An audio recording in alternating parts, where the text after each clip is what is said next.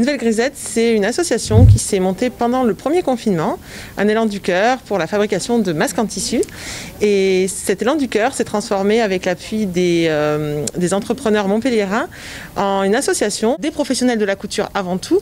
Donc ça va être des couturiers et couturières, mais aussi des créateurs, mais aussi des gens qui ont envie de s'intéresser, qui s'intéressent fortement au monde de la mode.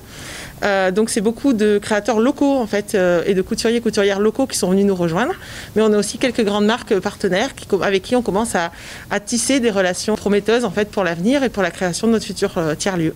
On a un certain nombre de pôles, on a des boutiques éphémères, on a de la production, on a de l'insertion, de la formation et on a aussi tout ce qui est upcycling, recyclage des produits textiles pour leur donner une seconde vie et être de nouveaux produits. Le constat a été fait qu'aujourd'hui, à peu près 12 kilos de vêtements sont jetés par an par chaque Français et en plus, il y a à peu près 70% des vêtements qu'on utilise, des vêtements de notre penderie qui ne sont pas utilisés. Donc en fait, tout ça nous amène à nous poser vraiment la question de développer la seconde main, c'est-à-dire le vêtement qu'on va réutiliser, réacheter après qu'il ait eu une première vie, mais aussi du coup de transformer. C'est un vêtement de seconde main, c'est une veste en nubuck. La doublure était très abîmée, donc du coup on va enlever cette doublure. Une fois qu'on l'a enlevée, on va la démonter entièrement.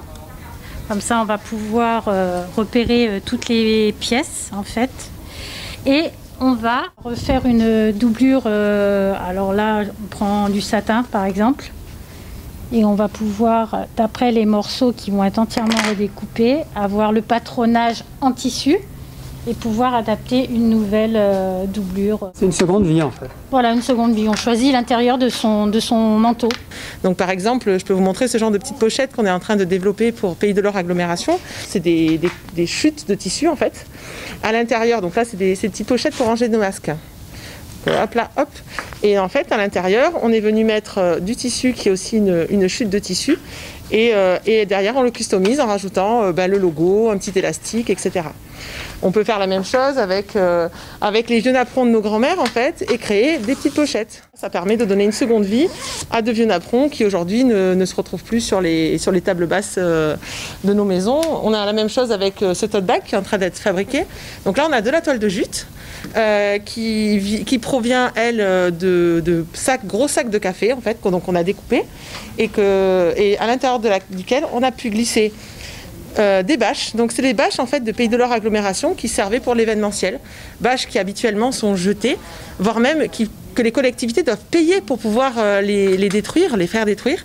Et ben nous, on les récupère et on les customise en fait, voilà, on leur donne une seconde vie. L'idée c'est de montrer qu'à 1 + 1 + 1, et ben on n'est pas juste 2, 3, 4, on est en fait une boule d'énergie, quelque chose de très positif en fait qui va permettre. Même chose, si un créateur qui a l'habitude de travailler le cuir croise un créateur qui fait plutôt du tissage, et ben il va peut-être se passer des choses qui n'auraient pas existé si ces gens-là ne s'étaient pas rencontrés. Et donc notre lieu de vie a aussi cet intérêt-là, c'est de permettre à des petits créateurs d'avoir de l'inspiration, mais aussi pouvoir répondre à des marchés auxquels ils n'auraient pas osé répondre tout seuls. Aujourd'hui, on travaille plutôt sur des tissus qui nous sont donnés en grande quantité, mais à terme, on est en effet dans l'idée, dès que la situation sanitaire le permettra, on aimerait pouvoir créer des vides-greniers, des vides-dressing, et pourquoi pas un côté un peu friperie et pouvoir vendre ou recycler, voire même imaginer, proposer à monsieur, madame, tout le monde d'apprendre à customiser une chemise